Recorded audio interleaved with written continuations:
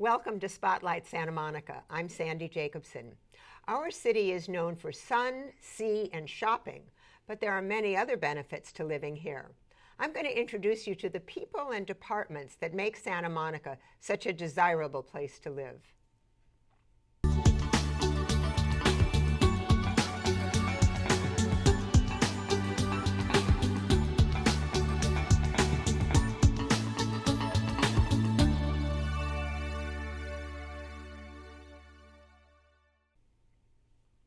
My first guest today brings a new meaning to public service. He is, in fact, the Director of Public Works for the city.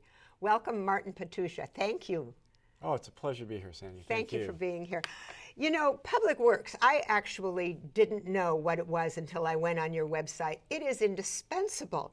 Tell me all the things that Public Works does. Certainly. We are the caretakers of the public infrastructure in Santa Monica. Our department is comprised of multiple divisions, including the airport. We operate and run the Santa Monica Airport. The architectural services, which is the design and the construction of public buildings and parks, parking structures. Our civil engineering group that designs and oversees the construction of vital public roadways, water lines, sewer lines, coordinates the development and the construction of the expo line along our public right-of-ways. We have our Streets and Fleet Services division that basically maintains our streets, our traffic signs, our striping. They maintain all the city's fleet vehicles, over 800 vehicles in the city's fleet, of which almost 86% of them are alternate fuel. It includes our folks in resource recovery and recycling who collect and transport and recycle or dispose of or recycle our solid waste from our commercial, residential, and multifamily developments. It is our folks in water resources, which include the production and distribution of water. It includes the maintenance of our sanitary sewer system and the operation of our urban runoff and recycling facility. And it also includes our public landscape division, which was just recently added to Public Works as of July 1st of this fiscal year, which includes the maintenance of our city parks. It includes the maintenance of the promenade and the beach maintenance. And then one more division is our facility maintenance division that takes care of all the public buildings in the city. We provide the custodial services as well, the maintenance and repair and upkeep of the heating, ventilation, air conditioning systems, the plumbing systems, the electrical systems. So without you, everything shuts down. Yes. I think so. How many people work in your department? There's over 500 people that work in Public Works. So let's bring it down to the very personal. If someone has a pothole on their street, they call you. They call Public Works. And you go out there personally? There are days. When I drive down San Vicente, I'm always so proud of the fact that Santa Monica trees look so great, especially compared to LA trees. That's your department too? Yes, that's just recently become into the Public Works department. You didn't have enough going to do, so no, you I wanted to trees. make sure I didn't get bored. I know that Public Works is very involved and concerned about sustainability. How do you work in that area? We have two initiatives now that we're working with the Office of Sustainability and Environment in the City Manager's office. Two big initiatives that are going on right now. One is the development of the City's Zero Waste Plan. This is a plan to recycle or divert from landfills 95% of our waste stream by the year 2030. We're very fortunate the city's been very active in its solid waste management the last probably 10, 15 years, to the point that this last year alone, 76% of our waste has been diverted from landfill. But we got the easiest of the big parts. Now the last 20% is going to be the really difficult part. And it's going to involve all genres of our community. It involves the single-family residential, where we have the 3-can system, the trash, the recycling, and the green waste collection. And we're looking at evolving to maybe a 2-can system, a wet system and a dry system. That plan was recently taken to council in April this year to sort of look at the options. And then we're looking at our commercial and our multifamily sectors, because those are two areas where we don't have a lot of efforts in there. We've got some recycling efforts, but we need to further look at figuring out ways to divert that waste and process it so it becomes a reusable product. You have a big project coming up, or it's happening as we speak, the Expo line. Yes. And when I was on the website, which I said is a terrific website, I saw two things, K-Bug and be excited, be prepared. Yes. You want to talk about those a little bit? Certainly. KBUG is really our know before you go. It really is an opportunity for folks to look at the website. Either that or we actually publish them in the Santa Monica Daily Press on a weekly basis to kind of give you an idea of what construction projects are occurring in town at a particular time. In addition, so you can avoid a certain, like 26th right, and Olympic, for exactly. example. The other one is the Be Excited, Be Prepared is a coordination effort we're doing with the City Manager's Office. And it really is provide up-to-date information on what's happening from traffic, as well as the coordination, or it's a sort of central clearinghouse for information on our public projects as well as private projects, and ensuring that we have the most up-to-date information on those projects and the best routes to take, so as you can notify you so you can avoid those traffic jams and congestions that may occur as a result of construction. It's a little bit like having WAVE right on your website. Yes, and we're trying to work it so we do construction. We've been doing more construction in the evening time because Expo is tremendously, integrated into the community. It makes it very difficult to do it all during the daytime. Right. So we're looking at flexibility to try and make those. Well, you're going to try to do that with the California ramp as well, won't you? Yeah. I'm sorry, California incline. Yes, the California incline is a replacement project for a bridge that is in very bad shape. It doesn't mean that it's going to fall down right away, but it does need to be replaced to meet the current seismic standards that exist at the federal and state levels. So this project, when the council authorized to approve the EIR last year, we asked for additional time that would allow us to start construction at 7 a.m. and go till 10 p.m. By having two shifts, we're hoping that we're able to knock off several months from the construction time. So instead of, I think at the time we estimated 18 months would be the construction period, knock it down to 12 months. One of the things that I thought was very cute was that if somebody a resident in Santa Monica wants to have a special birthday party for a little boy, let's say, or me, they could have a trash truck come out to your house, to their house, right? A recycling truck. Yes, we have our party rental truck. It was an offshoot of something that happened at the city's annual festival at Clover Park. We would always have the trash trucks there, and the kids really got a kick out of between the trash trucks and the fire trucks. They loved climbing on those things and seeing how they work. And so one of the items that our folks put together was a really creative group in our Resource Recovery and Cycling Division under our manager there, Kim Braun, put together this initiative to basically allow party truck rentals where you'll pay the fee to come out, the truck will come out, and they'll allow kids to teach them how to operate the system. With the idea being is that they'll learn the three-can separation system. They'll understand why, and they'll understand why it's important that we recycle and divert as much material from the landfill as possible. How much fun. When we didn't talk about the pier, you're also going to be doing some reworking on the pier, aren't you? Yes, we're actually currently involved in the phase 4 of the pier replacement. Anybody who goes down there now will see a big crane up there, and you can see where we've actually been in the process of replacing the old wooden pilings from the high water mark out into the water. That's the last section of the pier that was structurally needs to be replaced, and so those piles are going in now, and that project will finish up in spring of 2014. And then after the California incline, we'll move into the pier bridge replacement, which is the replacement of the pier bridge going from the top of essentially California, I should say from the top of the Ocean Avenue down to the pier bridge, to the pier itself. Well, it sounds like you've got enough on your plate to last you well into the next century. Yes, we are very busy. We have a very active group. Well, you certainly do a good job of taking care of Santa Monica, Martin. Thank you. Thank you so much for joining us. It's been a pleasure. Well, for more on the Public Works Department, visit their website, which I was just talking about, santamonicagov.net/publicworks. When was the last time you shopped at the farmer's market?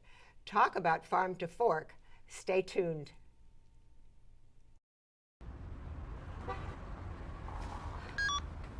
Hey, Mom. Yes, I'm home. Saved you some dinner.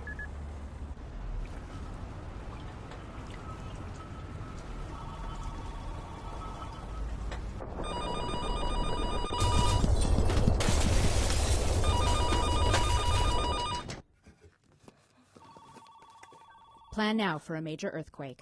Contact the Santa Monica Office of Emergency Management. Don't be caught in the dark. Welcome to our home away from home. Action! When I came here, I discovered I could write. I found the confidence to share my poetry, and now they're songs. I got away from the trouble in my neighborhood. Come check us out. At the Pico Youth and Family Center. Join us. Or volunteer. Together, we can change our world. That's a wrap.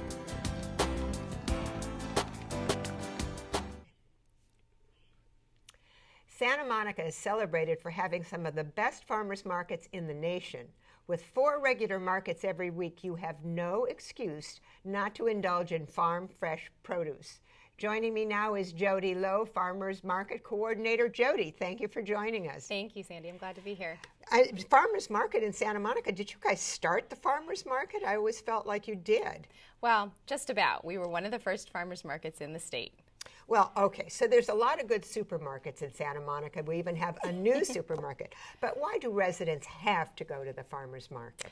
Sandy, the farmers markets just can't be beat for fresh produce, local produce, and meeting your neighbors and friends. They're one of the best places you can shop. Why wouldn't you? Right, it's true. Santa Monica has standards in their farmers markets that other markets don't have. We'll talk a little bit about that. Well, so farmers markets throughout the state are certified by the Department of Agriculture, which means all the farmers are growing what they sell. So Santa Monica, actually, we get the benefit of going to the farms, visiting them, and actually seeing all the products in production. Lots of other farmers markets throughout the state just can't do that. Right. And a lot of farmers markets, they're not all farmers, are they? No. So farmers, no, they're community events and prepared foods and a bunch of other stuff too. Right, right. But you guys have the farmers who grew the food. And you actually get to go on the farm? We do. Oh, it's much fun. So much fun. I always wonder about how they must get up in the middle of the night to drive all the way down. It's a very hard job. It is. Though they seem to be enjoying themselves. What kind of different fruits and vegetables are trending right now? Oh, goodness. Well, there's so much to choose from. I mean, we get produce from all throughout the state. So obviously the most important thing about the markets is it's seasonal, it's fresh. Right now, we've got a great product called the jujube. I've got one. Do you want to see it? Yeah. Okay. So these are unusual because you won't find these in a grocery store. They're also known as a Chinese date. They're sweet. They have a pit in the center. They're crunchy, crunchier than an apple. How do you know when they're rare? Because you've got brown and green here. Right. So you can eat them. This is a variety of ripeness. You can eat them when they're green. They're not as sweet. As they ripen more, they get sweeter. And they're also used in cooking even riper and drier than this in savory dishes. Oh, so they're at that point they get a little salty? It depends on the sauce, but you can use them that way. Okay, now you've just explained all about that, but if I'm at the farmer's market, if I'm not there on Sunday, which I know is your special Yes, farmer's market, it is. how do I know what to do with them? I look at them, but how do I know what to do? Well, what I do is I talk to the farmers and I talk to the folks at the information booth. You know, there's always a market manager on site. And the farmers, they cook with their produce that they grow all the time. So they're really going to be your best resource for suggestions. Well, you talk about seasonality. Now, if I wanted to go to one of our great supermarkets, I could get fruit that I don't see at the farmer's market. How come? Well, so again, the most important thing about the farmers markets in Santa Monica is it's all locally grown. So you're talking seasonally fresh. Grocery stores are going to be importing products from Chile, Mexico, other places throughout the world. And so obviously the climates are different. It's not necessarily going to be what's local here for California. And it tastes so much better when it's in season. Because it's picked fresh. Right. It doesn't travel as far if it's coming from Chile. Right. That's a long trip. That's a long trip. Right. The supermarket is going to be, not the supermarket, the farmer's market is going to be selling Christmas trees. Talk a little bit about that project. So the Living Christmas Tree Company is a company that approached us a few years back. They have potted Christmas trees.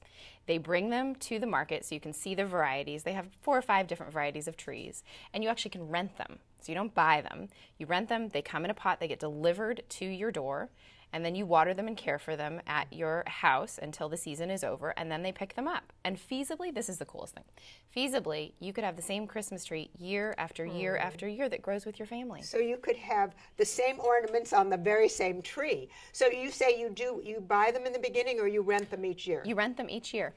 That's an adorable idea. One of the saddest things in the world is driving around in January and seeing all those trees lying on the street. Right. I always feel terrible about that. Now, the Wednesday farmers market is really ginormous. It's huge. And I have to tell you that there are times when I feel a little intimidated. Do regular shoppers, you know, the people who come, and I've seen them every week, do they have a plan of attack? I mean, do they have a way that they skirt around the market and get what they want? I certainly think some people do. There's the style of, I'm going to go and I'm just going to be inspired by what's there and what's fresh and what calls to me. And then there are the folks that are regimented and have their list and, are very familiar with the seasonality and have a plan. And I think both of them are lovely ways to shop. And I think some of them actually get to know the farmers, don't they? Absolutely. There are customers that have long-term relationships. We're talking 20 to 30-year relationships with these farmers that have been attending since we started. And then on the Sunday farmers market, Yes. that's a lot of fun. I mean, that's all the kids are there. Talk about some of those activities. So the Sunday market really is the combination of a farmer's market with about 30 farmers. We've got a section for prepared foods, a local retail section for Main Street stores, and then we've got all the kids' activities. We've got the band, the ponies, the petting zoo, face painter, painting. exactly, Yeah, right. and balloon designer, and then special events. So it's a blast for the whole family. That's a lot of fun. It is. And when you talk about there's food, there's some delicious food there, isn't there? There is, and we've recently aligned the way we select our food vendors to see what ingredients they're getting and where they're coming from. Are they also sourcing and highlighting California farm produce? And most of them are today. So I notice in your basket you have an egg crate. Yes. So you sell eggs at the farmers market? We sell eggs and meat and cheese, all kinds of products, raw dairy, milk, butter, all kinds of stuff. Now, are those eggs from local chickens? They are California grown, really fresh. They're fantastic. If you haven't had them, you have to try them. And you have kale. What's this? What's in the little plastic bag there? Oh, so this is one of my favorite processed products. This is a grower that's out of Paso Robles. They grow some tomatoes and peppers, and they smoke them. And if you smell them, they're just this really smoky, Oh, it meaty, smells wonderful. isn't it? And It smells like bacon. It does. And so you can add them to beans for a vegetarian meal, which is also sustainable. And they just taste wonderful, and they keep for quite some time. And you have, okay, now you have a bottle of olives. Yes, this is one of my secrets. So these olives are dry martini olives. Yes. Yes. You mean there's actually, oh, it says dry martini. Dry martini. Is this liquid a dry martini? It's vermouth. So these are packed in vermouth. And so these are great in Bloody Marys or your martinis, and they're from Adams Olives. Fantastic. So in other words, all you have to do is take one of these olives and put them in a cocktail glass of gin, and that's a very dry martini. There you go. Exactly. Perfect. Right. And what else do you have? Farmstead goat cheese? We do. We have Farmstead cheese from Drake Family Farms. Now, this is our most local farmer. They're out of Chino Hills. They have wonderful goats that they make the cheese from. They do an aged cheese as well as a whole line of Chev. Beautiful products. Wonderful. Well, Jodi, thank you so much for bringing your basket. Thank you. It was such a pleasure. And you said I could have a Please, jujube. Yes, keep the jujubes. Okay. Enjoy All right. them. Thank you. Because I want to see what these taste Yes. like. Thank you Thank so you. much, Jodi. And for more on what's happening at the Farmers Market, Santa Monica Farmers Market, please visit smgov.net/farmers market. Up next, how many cars do you think park in the city of Santa Monica at any given year? Okay, the city's parking guy is here to tell us. Stay tuned. Hey, slow down! Right next to the library on 7th Street is the Santa Monica History Museum, where history comes to life for the entire family.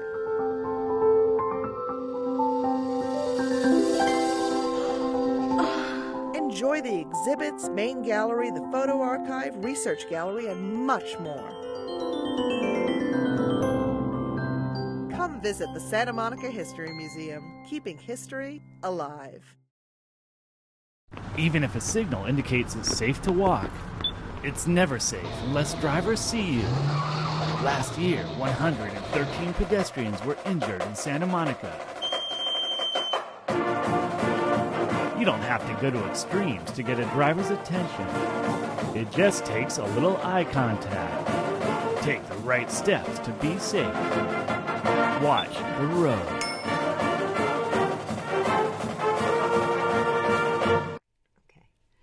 Let's talk numbers. How many cars do you think park in our city in a given year? Joining me now is the parking guy, City Parking Administrator Frank Ching. Frank, thank you for joining us. Thank you for having me here. So, how many cars park in Santa Monica? In Santa Monica, within our 8.3 square mile, we park over 20 million cars a year. 20 million cars and 8.3 square miles. Correct. Wow. How does that work out? How much is street parking and how much is lot parking? In our off-street parking facility, we park a little over 9 million cars per year. And on an on-street parking meter parking, we accommodate about 12 million cars a year. And with all those cars, there's still even more demand for them, for parking, isn't there? That's correct. We also have another, in addition to the 20 million cars, we also have another 75,000 parking permits that we issue to our residents. Okay, let's talk for a second about those. So the resident moves into the neighborhood and calls you and gets is that for every street, like where apartments are too, or just mainly in the housing streets, houses? Preferential parking is actually desired from the resident. They will put in a petition and decide if they want to turn their block into a permit parking street. Mm-hmm. If they do, then we administrate a program and issue the permit for our resident to allow. The program basically control how many cars are able to park in their neighborhood. Right. And the resident is able to buy 1 or 2 parking spaces for the family and then guest parking, or how does that work? They are allowed to buy up to 2 guest permits per year, mm-hmm. and as long as the car is registered to their resident, they can buy as many as they need to. Right. And we have, it's a very successful program and able to allocate the cars to the right place. So that's pretty much how you balance the needs of visitors and residents. Absolutely. A lot of traffic is created by visitors or anybody looking for a parking space. I've read that that's part of why it's so hard to move around any city. How can the parking guy help us in this situation? Well, we do a lot of detail work and a lot of implementation by policy and technology. Let's talk about the technology really quick. We are the very first city to put down car count system in every facility that we operate, and also the sensor program on our parking meters. Okay, wait, let's go to the car count. Is that sign I see as I'm pulling into a parking space that says how many spaces are available? That's correct. Basically, a car enter the garage will -1, and a car exit the garage will +1 on the space availability. Mm-hmm. We feed the data to a website and also a phone app. We also have the real-time parking space availability from our parking meters. We are the very first city in the country have that to upload to a phone app. So in other words, let's talk about this app. First of all, what's it called and how do we get it? Oh, the phone app is actually a Santa Monica parking phone app. Uh-huh. You can simply type in Santa Monica parking and able to find it in the Apple's App Store. Uh-huh. And you can download it and very easy to use. And it's free? The app is free. Yeah, good deal. You can simply punch in how long you want to park. It will automatically calculate the fee and show you direct you where to park. And it's a GPS phone app. That's pretty cool. The only thing is you have to do it before you start out, because I looked at it and it wouldn't be good if I were looking at it while I was driving, would it? We always encourage the passenger to use it. Oh, I see. Okay. What other new technology in the world? You talked about sensors. How does that work? The parking sensor actually able to bring us a lot of data to justify how we implement our policies, such as parking rates or time limit. The parking sensor also prevent people keep refeeding the meter, right, and take away the space all day long. So the vehicle has to move after it reaches the time limit. By doing that, we can create higher turnover. Creating turnover is the only way we can bring in more parking to accommodate our growing demand. I always said the land doesn't grow, but the demand keep growing. Mm-hmm. The only way that we can determine is create a higher turnover to enhance the parking experience here. I know that a big part of the goal of the mission of Santa Monica is sustainability, and you're working towards sustainability in parking. How do you do that? Yeah, I think a lot of people might think parking and sustainability, how can you go hand in hand? I would say it's not only a mission, but it's also a promise for us to keep that going. And in our parking program, first of all, we have the very first LEED certified parking garage in the world. Well, let's explain what that is. LEED certified building is a sustainable building, and our garage actually has solar panels. We have electrical car charger, and recycled material to build a garage. And the next garage that we are developing right now in new parking structure 6, it will be another LEED certified garage, and it's a state-of-the-art garage that we have. It will have 30 electrical car charger, again, solar panel, automation. What is that? What kind of automation? The automation is the customer can park it by themselves and pay for it by themselves, and customer can actually go pay for the parking before they pick up their vehicle. There will be no delay at the exit. Oh, you mean like when you go downstairs and you put in your ticket and your credit card, and then... That's correct. And then you come back up and you don't have to go through... You don't have to go through a cashier booth. Oh. So that way the transaction is already complete before you head back to your car. That way it doesn't create any more car traffic. How does it know that how do they know that you already paid? Because the ticket will mark as a paid ticket. Oh, so you just put it in. Out, you just put your weight in. Right. So where is that parking lot 6? Parking structure 6 is located at the original parking structure 6 location on 2nd Street between Broadway and Santa Monica. Now, part of the app gave you a choice between parking close and parking cheaper. That's correct. So explain that. Obviously, different parking locations have different rates. We also have difference between the private and the public. And we actually have lower our parking rates in our Civic Center area, and we locate convince cars to park at Civic Center area to lower the congestion of downtown parking. So if you look at the app, you will see the phone app shows downtown parking is slightly higher rate, and our Civic Center is more affordable on the longer term, the all-day parking. But our downtown parking program still retain the 90-minute free. So you have 90 minutes free, and then after that you have to pay. And do you pay more and more after a certain hour, or is that all day? That's true. After the 90-minute free, the first hour is only $1, and as longer you park, the rates grow. The 24-hour all-day rate is $14.